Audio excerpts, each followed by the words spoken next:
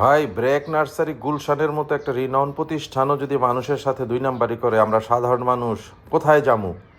ছবি লাগায়া ছবি ঝুলায় রাখছে, বইলা দিল তাল বেগুনের চারা দিলাম, দামও রাখলো, কিন্তু দেখেন এই যে দিয়া দিছে লম্বা লম্বা চিকুন বেগুন।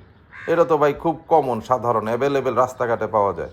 তো এদের কাছে গুলশান 2 এত গাড়ির তেল পুইরা যাইয়া এত দাম দিয়ে চারা কিনা কি লাভ? আমরা সাধারণ মানুষদেরকে ঠকাইয়া কি আর যারা কর্পোরেট আছে এখনও তাদের পোষায় না? আর কত লাগে, কত টাকা লাগে, কত হইলে তারা সন্তুষ্ট হবে? দেখুন, এই চিকন চিকন লম্বা বেগুন এগুলি তো অ্যাভেলেবেল। তা আমি তাদের কাছে কেন যাবো ভাই? মানুষে আর কত কষ্ট দিব তারা? ঠিক আছে ভাই, আপনারা ভালো থাকবেন, সাবধানে থাকবেন, বুঝা শুই না চলবেন।